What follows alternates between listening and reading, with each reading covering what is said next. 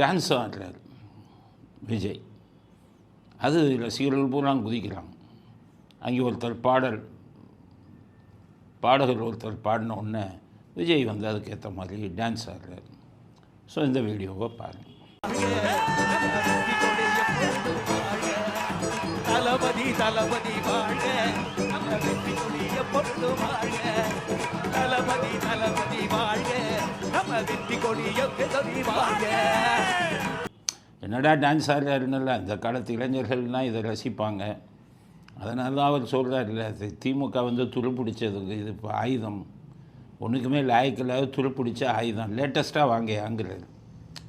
அந்த வீடியோவில் அவர் பேசுகிறத பாருங்கள்.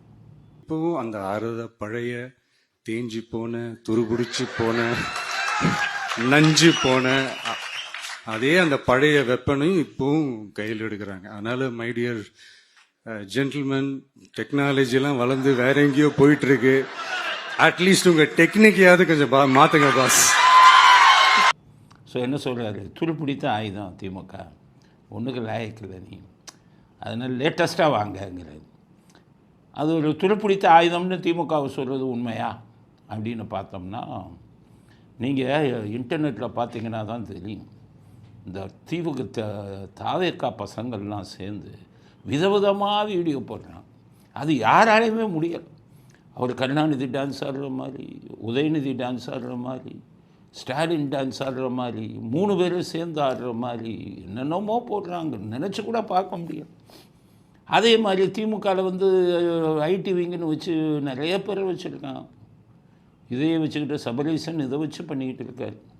அவங்க என்ன பண்ணுறாங்க, இதை விட்டுட்டாங்க. என்னை திட்டமே வேண்டாமன், அவனை பிடி, அவன் மேலே கேஸை போடு, இதில் தான் சுற்றிக்கிட்டு இருக்காங்க. இங்கே வந்து கிண்டல் நடித்து இது பண்ணி எல்லாம் சிரித்து வயிறு குழுங்குறாங்க. இவங்க போடுற வீடியோவெல்லாம் பார்த்தீங்கன்னா அதைத்தான் அவர் என்னென்னா லேட்டஸ்ட்டு டெக்னிக் இந்த பசங்க அந்த வீடியோலெல்லாம் என்னென்ன இது பண்ணலாம் அதை போடலாம் அப்படின்னு சொல்லி அந்த இன்டர்நெட்டு பூரா இவங்க ஆதிக்கம் தான். அதான் சொல்கிறாரு, இவங்களுக்கு போடவே தெரியலன்ட்டு தான் நீ துருப்பிடிச்ச ஆய்வேங்க லேட்டஸ்ட்டாக வாயாங்கிறது. அது ஒரு அவர் பேசுனதில் ரொம்ப ஹைலைட்டான விஷயம் அது.